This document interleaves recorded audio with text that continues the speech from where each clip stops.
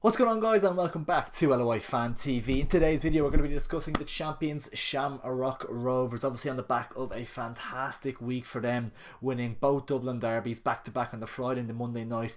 No easy task, two very difficult games, but a massive 6 points from the two games for them as they head into a busy period now with the Champions League coming up as well. They may not have played at their best at all in those couple of games, obviously against Bows as well. Bows were actually on the front foot for a little bit of that game as well. They didn't get to their best, but they still come up with the results. That's all that matters at the end of the day, and the momentum that they can pick up off those two Dublin derby wins, the confidence that brings and the momentum they have off the back of that, it's just so significant. Dundalk as well, closest title rivals this season, did drop points at Talca Park on Friday night, making the win against Bohemians all the sweeter. Dropping points away against Shells, obviously there's no shame in that, tough place to go, but it is huge for Rovers as well that they have extended their gap at the top of the table to 10 points from Dundalk. Obviously Dundalk do have two games in hand, but just getting to that double figure point difference between your nearest rivals, it just feels, there's something about it that just feels really huge. And I think early to say, but I think this is done. I think it's done.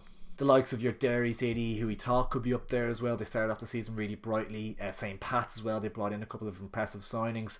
They're just far too inconsistent to keep up with Shamrock Rovers. They have so much strength and depth and a lot of consistency from last season as well. They didn't lose any real players of significance, and they brought in huge talents in Jack Byrne and Andy Lyons. And they just have that so much experience all over the park. They've got proven winners. They've done it before. They've seen all the difficulties. They've seen all the challenges. They've overcome them in the past. They can overcome them again.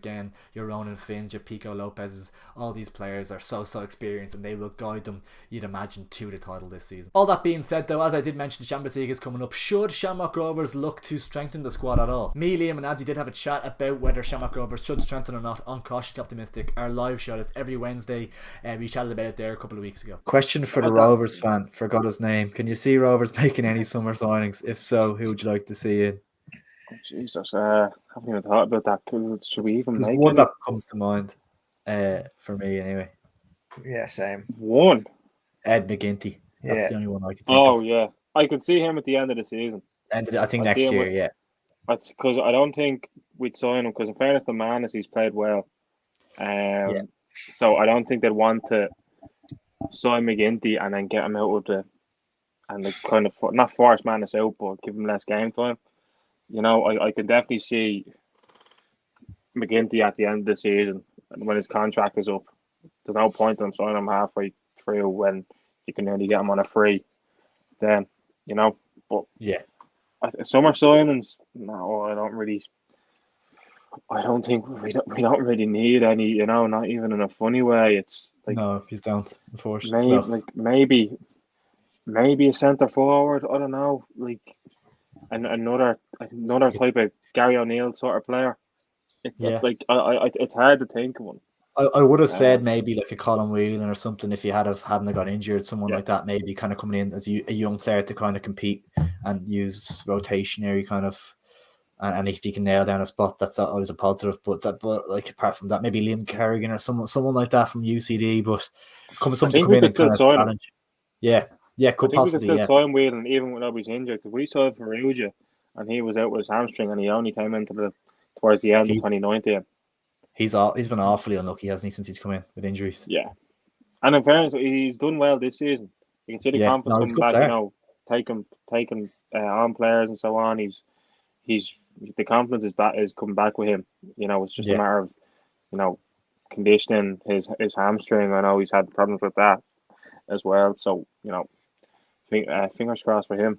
But any summer signings, no, it's hard to tell. There's no one really out there that's available now. I'd take, like maybe a loan, like we get Liam Scales back on loan or something like that. don't even like that's about it. He was at the game the other night, but see what Rovers were doing. Rovers like, we've a special guest come back to Tala. I was like, no, he's coming to see his brother play for Shells. Yeah. You know what I mean? It was super. Positive, I love McInnes, but he got some abuse off Rovers fans. They didn't really want to welcome him back, and I'm like, hey, hang on. He had to go. He went and made a good decision for himself. Don't be abusing the chap. He's a good player for us. Yeah, that's silly. Carry on. Yeah, so some of the players we mentioned there, Anthony mentioned maybe getting Liam Scales back. Obviously, he has gone to Aberdeen. That video was filmed, I think it was 2 weeks ago now at this stage. So Aberdeen have picked up Liam Scales on a loan deal. Good move for Liam Scales, I thought, as well. Actually, hopefully he does go on to do well there. We mentioned maybe Liam Kerrigan coming to Shamrock Rovers. It looks like he's going to Como 1907, an Italian Serie B side. A really, really random move, but it could be a really, really inspiring one, and it could be a great opportunity for him to get first team experience in a different country, in a different culture, and come back and potentially be playing in England or Scotland or something in a couple of years' time. You never know what kind of career trajectory is going to happen for him, but it seemed to kind of Ed the Blue and a random move for him, but fair play to him for taking that risk and going over abroad and trying to make something of himself. So yeah, fair play to Liam Kerrigan. I think Shamrock Rovers definitely would have been looking at somebody like him to come in, which is interesting that they're looking at this wide area of the pitch. Someone we didn't mention in that video was Dara Burns. Apparently MK Dons are interested in his services. Liam Manning, the MK Dons manager, was at the Pats Rovers game on Monday night. He might have been interested in somebody else, maybe Andy Lyons, but he was apparently there to watch Dara Burns. And if Dara Burns doesn't get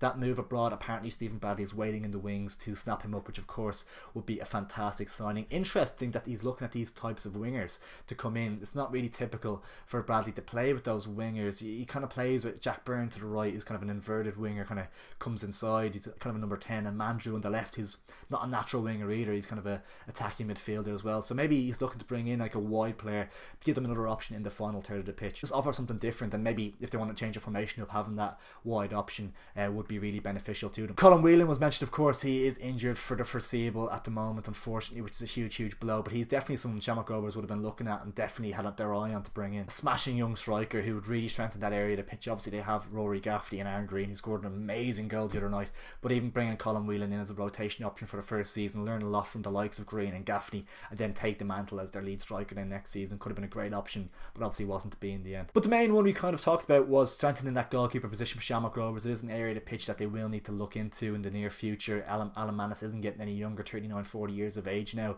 and the obvious choice for him is to go towards Ed McGinty of Sligo Rovers. Whether that's doable or not remains to be seen. It might take a significant transfer fee if he's still in contract. I'm not actually 100% sure on his contract situation, whether it's out at the end of this year or if there's another year on top of that. Not 100% sure, but that will be significant. But I think Shamrock Rovers definitely be looking at him to strengthen that area of the pitch coming into the new year. Probably not something they'll look to do this summer. I think Manus will get them through to the end of the season, but definitely at the end of the season I think Shamrock Rovers need to look to improve their goalkeeping position. Potentially if they're looking to improve this summer, it may be a case of looking towards the UK players out of contract, players coming to the end of their deals, coming back home potentially. You're looking at the likes of Richie Tales and Rory Gaffney, who maybe done that in the past, came home from spells abroad, and just looking for maybe young talent or kind of experienced players that might be looking for that move or more regular football that are finishing their careers in England or a deal has come to an end. So it could be a good opportunity for some players to come to a Champions League side and get some experience in Europe as well. So yeah, it maybe is a case of looking into the UK market if Shamrock Rovers do want to improve in the summer, but it is a case of really, do they need to? Like, is it necessary? It's hard to know.